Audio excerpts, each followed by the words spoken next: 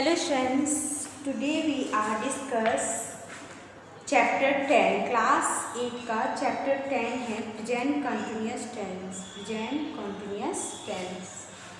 अभी तक हमने जो प्रीवियस वीडियो था हमारा उसमें हमने क्या किया, अभी हमने इंडेफिनिट यानी present indefinite tense, past indefinite tense, future indefinite tense हो चुकी है हमारी। अब हम चलते हैं प्रेजेंट कंटिन्यूअस टेंस पर। ठीक है, तो इसकी पहचान क्या है? पहचान क्या है? प्रेजेंट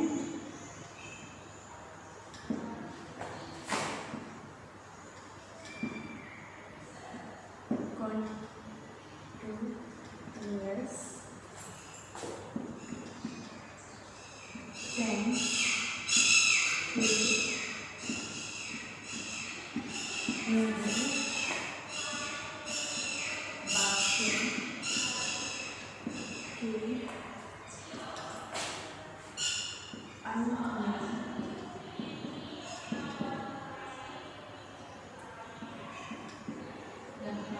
के अंत में आदि शब्द आते हैं।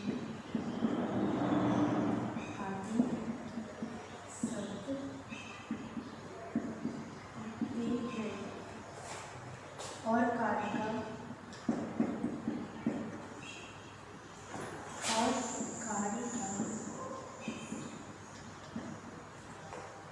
वर्तमान में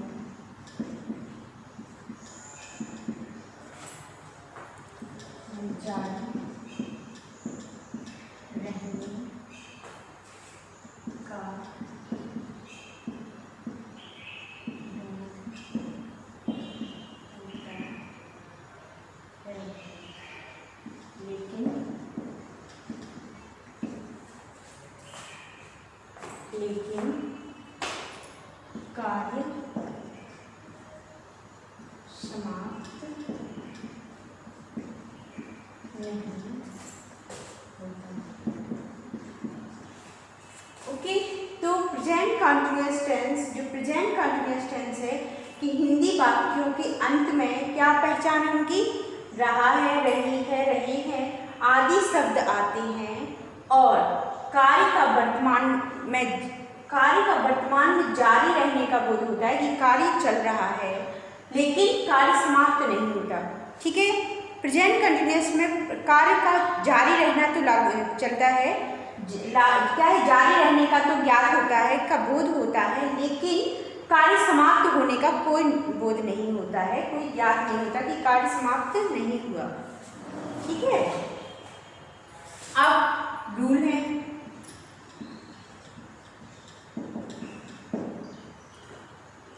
इस टेंस के वाक्यों में इस टेंस के वाक्यों में इज,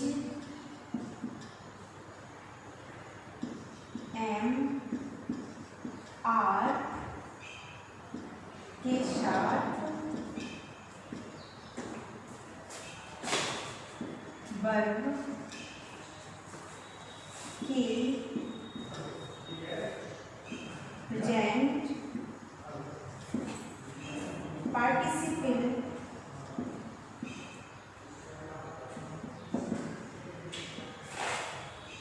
या फर्स्ट फॉर्म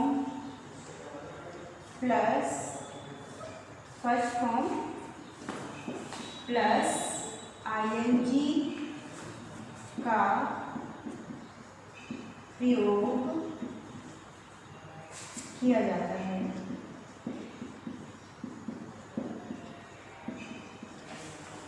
ठीक है, तो पहचान है प्रेजेंट टेंस, जो प्रेजेंट कंटिन्यूअस टेंस है कि हिंदी वाक्यों के अंत में रहा है, रही है, रहे हैं आदि शब्द आते हैं और इनका कार्य का जो वर्तमान काल में जारी रहने का तो बोध होता है लेकिन कार्य समाप्त नहीं होता। ठीक है, रूल्स, इस टेंस के वाक्यों में इज, एम, आर के साथ वर्ब के प्रेजेंट पार्टिसिपल या फर्स्ट फॉर्म प्लस आईएनजी का यूज किया जाता है। ओके, तो क्या है इसमें इज एम आर के साथ वर्ब में आईएनजी ऐड होता है। ओके, तो ये हमारी पहचान और रूल हो गए हैं। अब हम चलते हैं एग्जाम्पल की ओर। अब हम चलते हैं एग्जाम्पल की तरफ।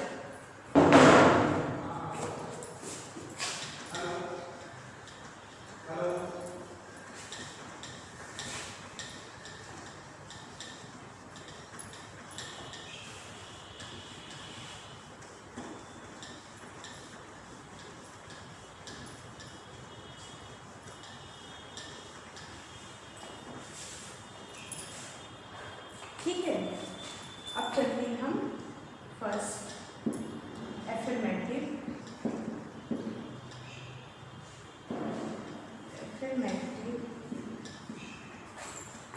स्टेटमेंट्स पर।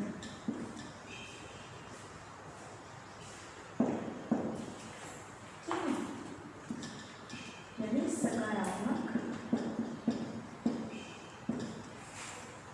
वाक्यों में। ठीक है, हम चलते हैं अब एफर्मेटिव स्टेटमेंट्स पर, यानी सकारात्मक वाक्यों में सब्जेक्ट के बाद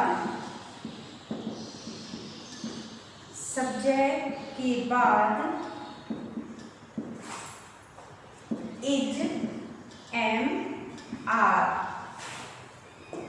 और वर्ब के प्रेजेंट पार्टिसिपल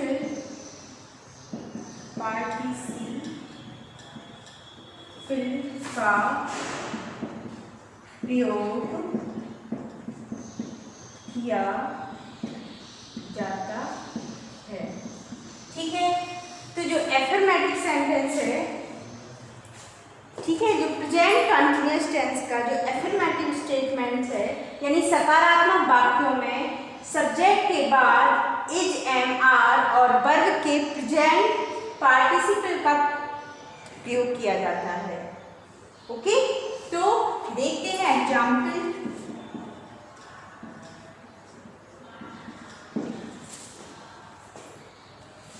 ओके, जैसे मैं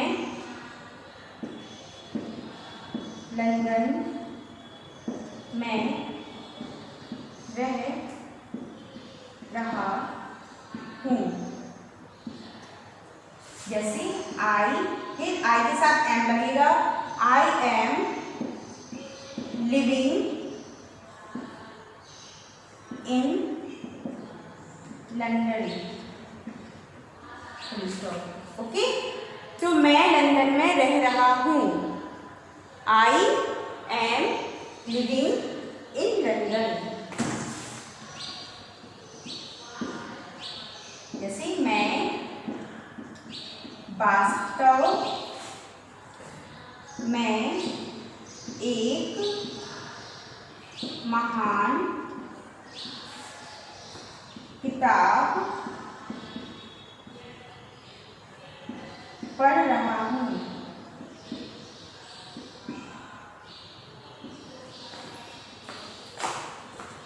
तो I am reading really a great book.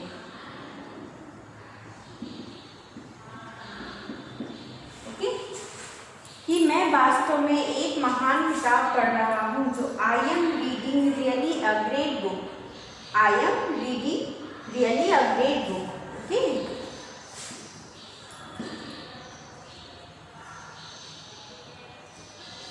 मैं हर रात देर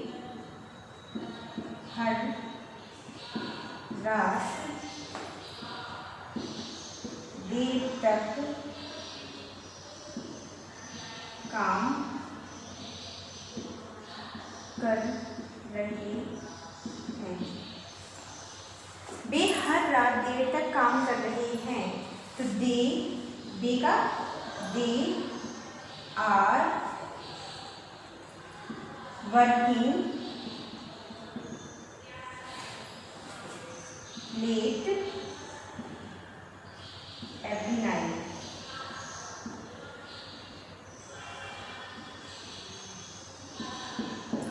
ओके, तो वे हर रात देर तक काम कर रहे हैं, तो they are working late every night. Okay, ये हमारा प्रेजेंट कंटिन्यूअस टेंस का अफर्मेटिव स्टेटमेंट कंप्लीट हो गया है. अब हम चलते हैं नेक्स्ट नेगेटिव स्टेटमेंट्स पर.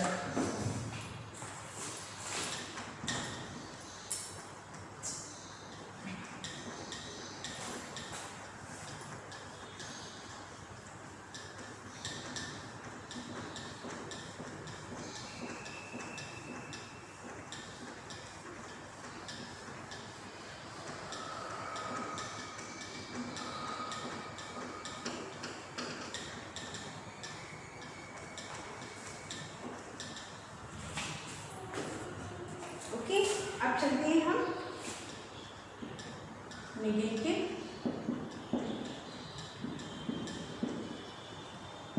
स्टेटमेंट्स.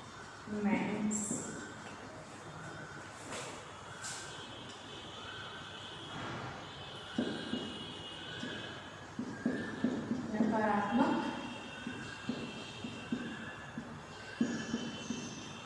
वाक्यों में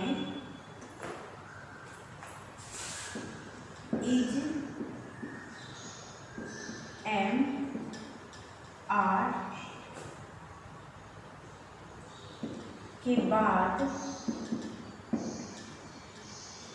not का उपयोग किया जाता है. ठीक है, निगेटिव स्टेटमेंट्स में यानी नकारात्मक वाक्यों में इज एंड आर के बाद नॉट का यूज किया जाता है. फिर हम अपना सेंटेंस बनाते हैं. ओके, तो एग्जाम्पल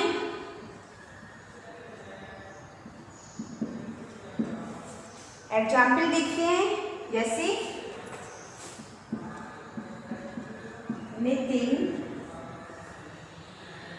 झूठ नहीं बोल रहा है. तो बनाते हैं Nitin is not tell a lie. Nitin is not tell a lie. Okay, जैसे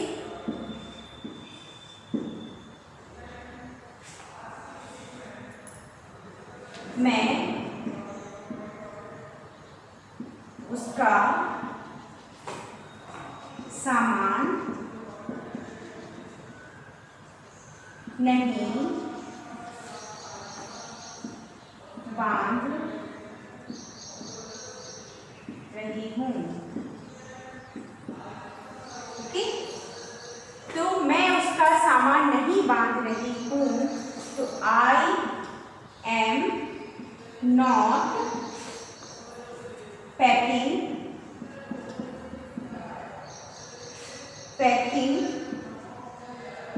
his luggage. ओके, मैं उसका सामान नहीं बांध रही हूँ. तो I am not packing his luggage. Okay, हमें हेल्पिंग वर्ब यानी इज एम आर बाद वेयर, जब इज एम आर के बाद हमें क्या लगाना है, नेगेटिव यानी नॉट का यूज करना है. ओके, तो ये हमारा प्रेजेंट कंटिन्यूअस टेंस का नेगेटिव स्टेटमेंट था, वो हमने आपको एग्जाम्पल समझा दिया है. अब हम चलते हैं इंट्रोगेटिव सेंटेंसों की ओर.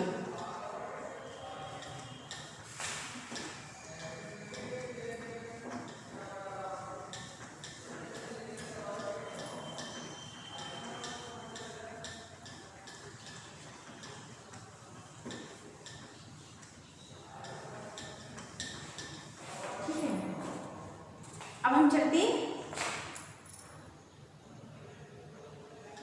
इंट्रोगेटिव की ओर. इंट्रोगेटिव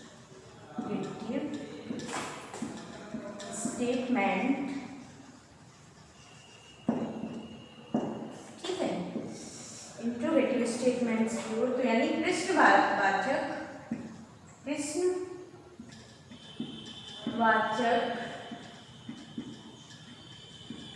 वाक्यों में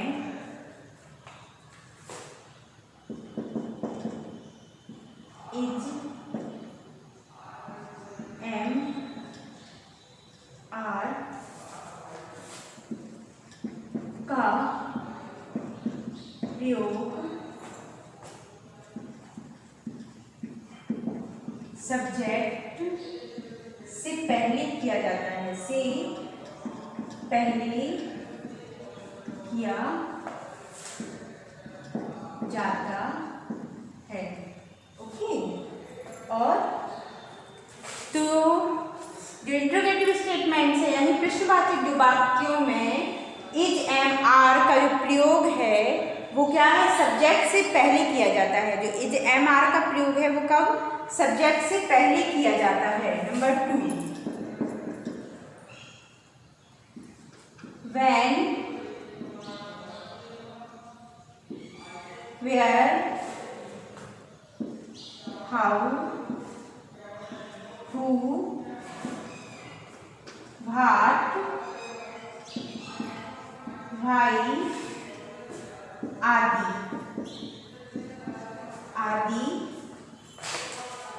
आदि प्रश्नवाचक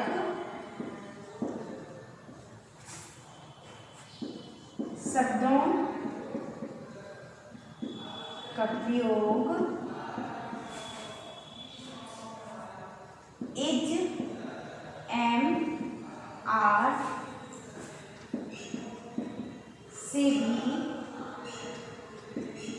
पहले किया जाता है। ओके, तो when, where, how, who, what, why आदि जो प्रश्नवाचक शब्द होते हैं उनका प्रयोग इज एम आर से भी पहले किया जाता है। उनका प्रयोग इज एम आर से भी पहले किया जाता है। यदि वाक्य में जो हमारा क्वेश्चन वाला वर्ड है वो बीच में आता है तो सबसे पहले हम उनकी इंग्लिश बनाते हैं, इसके बाद हम helping verb is am are का यूज करते हैं। ओके, और भी रूल है तो वो भी देख लेते हैं।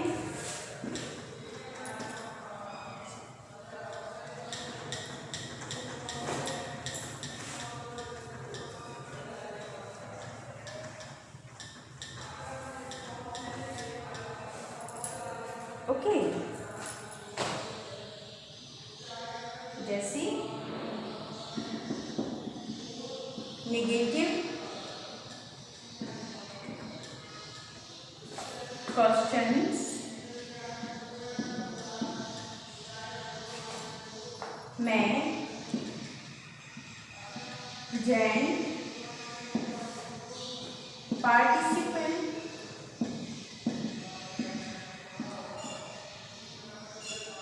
से पहले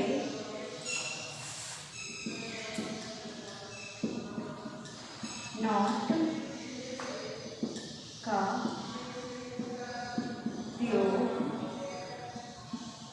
करते हैं। ठीक है, तो निगेटिव क्वेश्चंस में प्रेजेंट पार्टिसिपल से पहले नॉट का यूज करते हैं।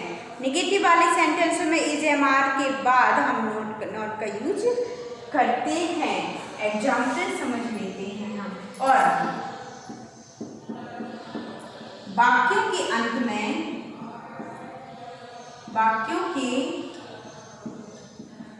में प्रश्नवाचक प्रश्न चिन्ह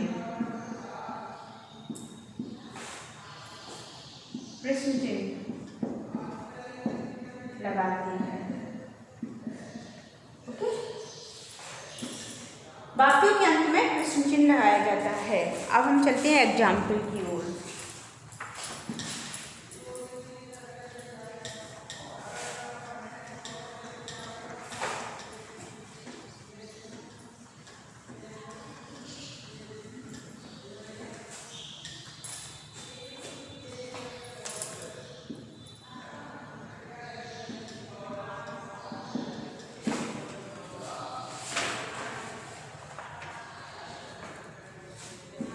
क्या सिपाही चोर का पीछा कर रहे हैं। तो अगर क्या पहले आता है, ठीक है, तो क्या है, क्या सिपाही चोर का पीछा कर रहे हैं। अगर हमारे वाक्य में क्या पहले आता है तो हम हेल्पिंग वर्ब सब्जेक्ट के अकॉर्डिंग रखते हैं, इज हमारा का प्रयोग पहले करेंगे। ओके, तो क्या है, जो सिपाही एक ही है ना, तो सिंगुलर है तो इज। अच्छा, देखो, क्या सिपाही चोर का पीछा कर रहे हैं, तो वाक्य से पता चलता है कि जो सिपाही है वो एक नहीं है, बहुत सारे सिपाही हैं। तो यहाँ पे क्या होगा, are the soldiers chasing the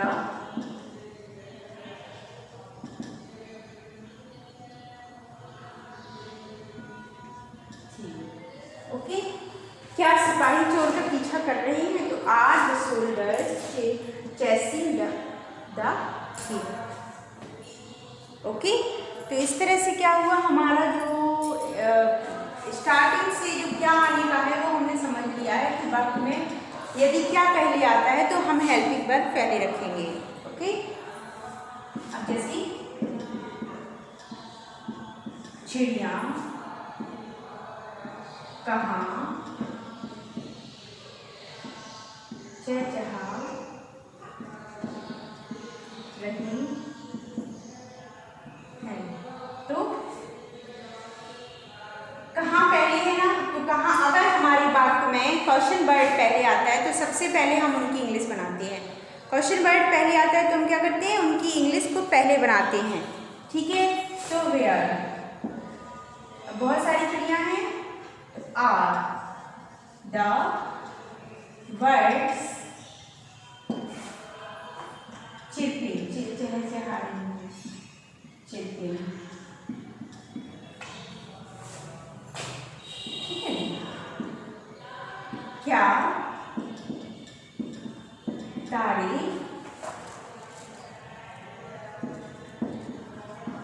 तेजी से नहीं चमक रहे हैं, ठीक है। Are the stars not shining brightly,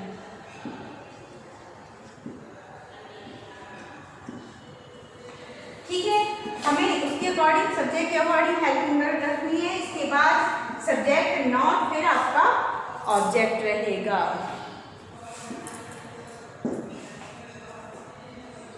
वह अपना पाठ याद क्यों नहीं कर रहा है, ठीक है। तो हमने क्या देखा अभी तक कि अगर हमारे जो वाक्य में जो क्वेश्चन वर्ड है वो पहले बीच में आता है तो सबसे पहले उसकी इंग्लिश बनाएंगे। इसके बाद सब्जेक्ट के अकॉर्डिंग हम सब्जेक्ट के अकॉर्डिंग हेल्पिंग वर्ब रखेंगे, फिर सब्जेक्ट रखेंगे। अगर नॉट है तो फिर सब्जेक्ट के बाद नॉट आएगा, फिर हम अपना ऑब्जेक्ट रख देंगे। ओके, तो वह अपना पाठ याद क्यों नहीं कर रहा है, तो क्यों, वाई, वह एक ही है ना, तो इज, ही नॉट भी है ना, नॉट, लर्न में आई लगेगा, तो learning his lesson, learning his lesson. Okay, वह अपना पाठ याद क्यों नहीं कर रहा है, तो why is he not learning his lesson. Okay, ये हमारा इंट्रोगेटिव हो गया, यानी प्रेजेंट कंटिन्यूअस टेंस का एफर्मेटिव, नेगेटिव और इंट्रोगेटिव हमने आपको विद एग्जाम्पल डिटेल में समझा दिया है। ओके, तो आपका अब प्रेजेंट कंटिन्यूअस टेंस कंप्लीट हो चुका है। जो इस बुक की जो 2 एक्सरसाइज दी रहती हैं आपको, ट्रांसलेट इनटू इंग्लिश, पहले आपको ट्रांसलेट इंग्लिश में करना है, फिर दूसरी एक्सरसाइज जो दी जाती है ट्रांसलेट इनटू इंग्लिश, तो उसको आपको ट्रांसलेट इनटू इंग्लिश में यूज करना है। ओके, 2 रहती हैं, 2 समझा दिया गया है, आपको बुक की एक्सरसाइज कंप्लीट करनी है। अब हम चलते हैं, प्रेजेंट कंटिन्यूअस हो गया, पास्ट कंटिन्यूअस की ओर चलते हैं। ओके, थोड़ा सा रूल वगैरह देख लेते हैं।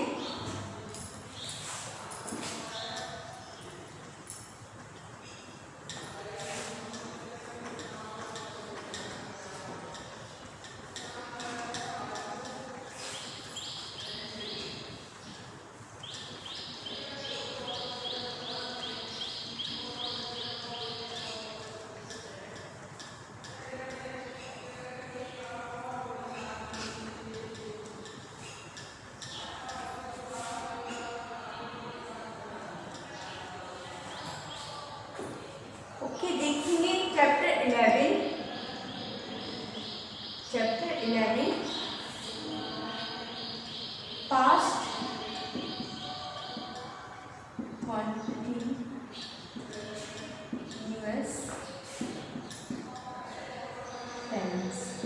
Continuous tense. ओके, तो अभी हमने क्या देखा था, प्रेजेंट कंटिन्यूअस टेंस। अब हम देख रहे हैं पास्ट कॉन्टिन्यूअस टेंस। क्या देख रहे हैं, पास्ट कंटिन्यूअस टेंस। ओके, तो इसकी पहचान क्या होती है पास्ट कंटिन्यूअस टेंस की, तो पहचान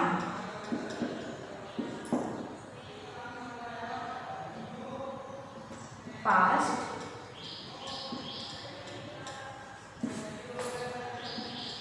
कंटिन्यूअस टेंस के वाक्यों से ज्ञात होता है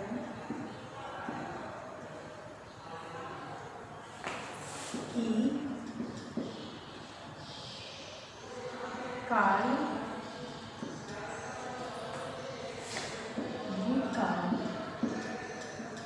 भूतकाल यानी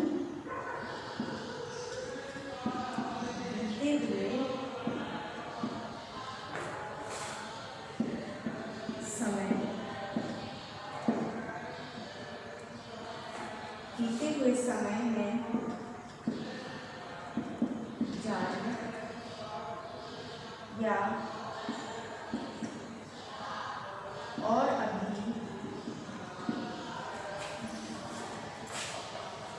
अभी तक जारी किया और अभी तक पूरा नहीं हुआ था,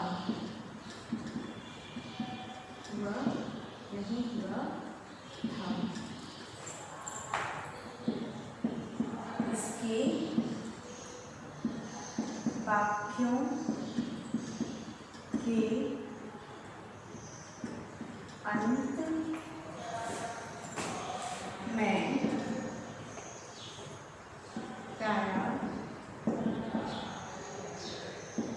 रहा था,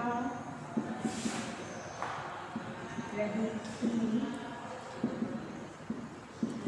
थी, आदि आता है,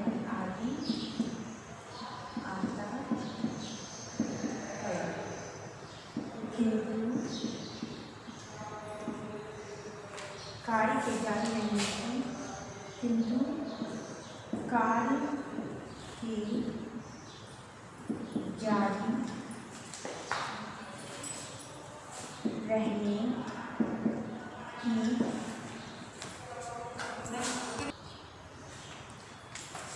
जारी रहने की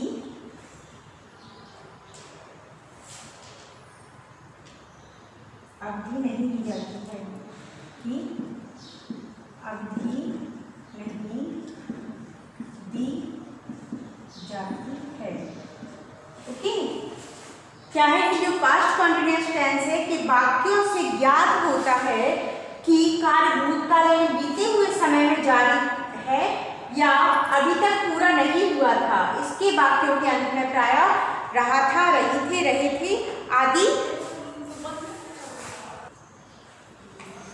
ठीक है, इस जो इनके वाक्यों के अंत में प्रायः रहा था, रहे थे आदि आता है, किंतु कार्य की जारी रहने की अवधि नहीं दी जाती है, किंतु कार्य की जारी रहने की अवधि नहीं दी जाती है। इस तरह से आज हमने आपको सिर्फ पहचान बता दी है 11 चैप्टर की पास्ट कंटिन्यूअस टेंस की। तो अब हम जो नेक्स्ट वीडियो आएगा हमारा वो पास्ट कंटिन्यूअस टेंस डिटेल से आएगा। ओके, तब तक के लिए आप जो प्रीवियस वीडियो है उसका एक्सरसाइज कंप्लीट करिए। Thank you.